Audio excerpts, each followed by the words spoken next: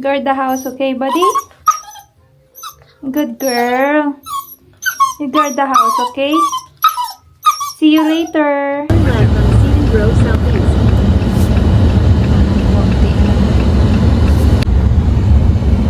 Is it this one?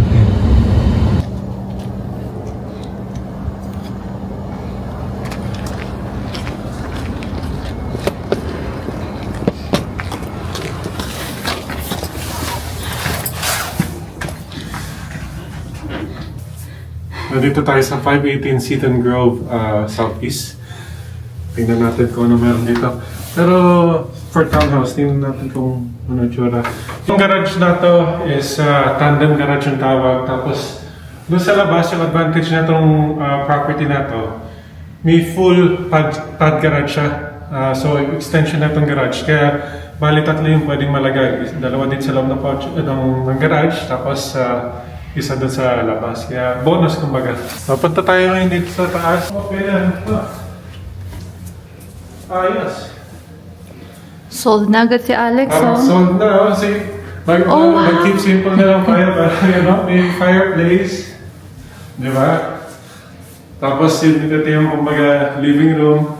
Pwede maglagay ng sofa. Ready na yung above na fireplace na malagyan ng TV dito. Wow! Pero, sa taligid yun. Kasi kung magiging conservative tayo sa bilihan natin, parang okay itong layout. Pero kasi ito, parang kani. Tapos sabi sa amin ng sales associate, kasama na itong mga fixtures. Ah, ganyan. Uy, I like it. Pwedeng makontrol yung Oh, kung gaano kadilim yung privacy. area. Yeah. That's quite nice. Parang si Molly din. So, tapos, designer features pa tayo dito. So, Diyan yung dining. Yeah, so ito yung dining area.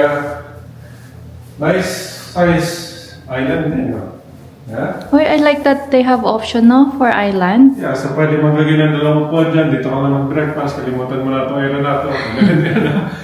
Pero, kanya-kanyang preference, di ba? So, stainless appliance. Tapos, move tayo dito.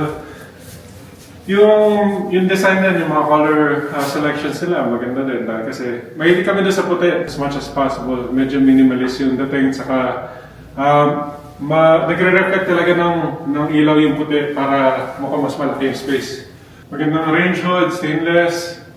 Tapos, mga appliance. Yung gusto ko dito sa kitchen, all the way yung pag-ano niya, oh. Yung walang space sa taas, di ba yan yung gusto ko? Walang space sa taas. Yes, so Kasi, nalagyan na lang skirting yung paligid, kaya malinis talaga. Hindi mag-accumulate ng dust. Tapos yun yung tinantas ko dito eh. Soft close. Soft close. So, kung kahit mag-away, oh, di ba? Naggalit ka. Hindi kami masyadong nag-aaway, ha? Nababanggit lang namin. Okay siya. And then, Nice view, hindi masyado, pero... Hindi, okay na din. Yeah, okay Yeah. naman. Yeah. okay na din, at least yung harap is mga laned homes. Tama. So, not bad. Habang naguhugas. At, bonus, sa mga hindi pa nakapanood ng previous video namin, yung tinitira namin na rental ngayon is walang banyo. Nasa taas lahat yung banyo. In this case, dito, meron sa main floor. And again, Two-piece. pwede kang makipag-marites. Pwede daw makipag-marites kasi may bintana doon. Kaway ka dyan habang nasa banyo. Closet, So, closet we're still- or pantry ba ito? Parang walang pantry. Pero ito, closet. May closet dito. Probably here? Pantry. Pantry-wise parang wala kaya siguro pwede naman ito mga cabinets. Yeah. Lots of cabinets, wala lang pantry. So far, no, maganda dito sa main floor. I-check naman natin yung second floor. Unahin muna natin yung nandito sa right side ko. 2 master bedroom ito kasi meron siyang walk-in closet and meron silang tig-sariling banyo. So ito yun. Okay na okay din yung size. Tamang-tama lang. And then dito, Meron tayong malaking walk-in closet. Diba, medyo deep yung ano niya, space niya.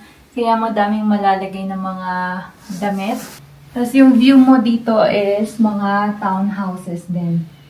And yung itsura nito is ganun oh. Kaya lang may driveway nga lang daw ito. Right? Yeah, may driveway.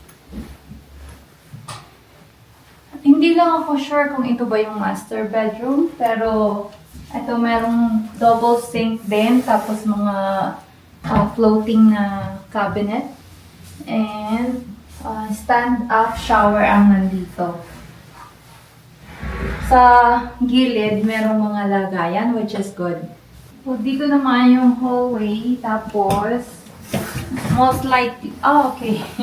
Ano lang siya, linen closet na sobrang haba. And then ito naman is the washer and dryer. So this is bedroom number 2. Okay lang din ang size niya.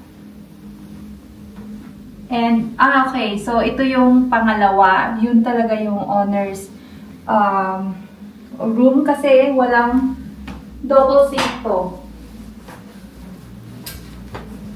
So, ito lang siya. Tapos, tub.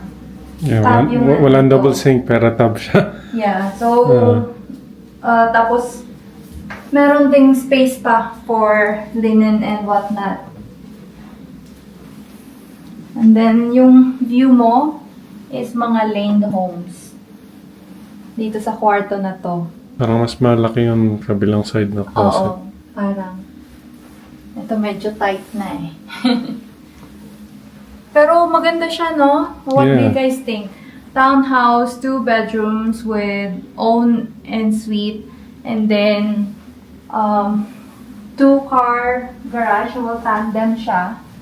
Tapos, merong storage na sobrang okay din. And then, kasama na yung mga blinds.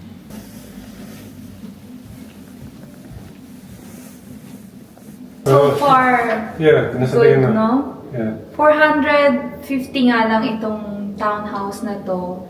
And then, 225 yung condo fee. Tapos, HOA na $35 a month. And then, about 2,800 yung property tax.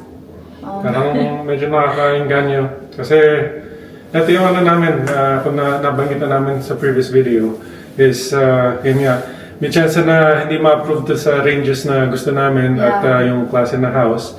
Pero, yun din ang mga naiisip namin na bagay na gawin is pumasok ka sa real estate investment, di ba? Yes. So, it's either laruin namin in a way na i-push para makuha namin yung gusto namin na bahay, which is long-term, or which is optional is this, dahil nga sa sitwasyon, at the same time, kung papasok kami na bumili ng townhouse, easily convertible bilang rental space. In the future, In the future, na yeah. gusto talaga namin makakuha ng single house. I think it's a good option as well to get a townhouse, and then yung location-wise din. Location-wise, medyo maganda eh kasi nabanggit nung sales associate na nandito lang yung malaking parang playground para sa community. Tapos yung exit is Deerfoot and then Stony Trail. So, not bad going Conveniently to downtown as located. Medyo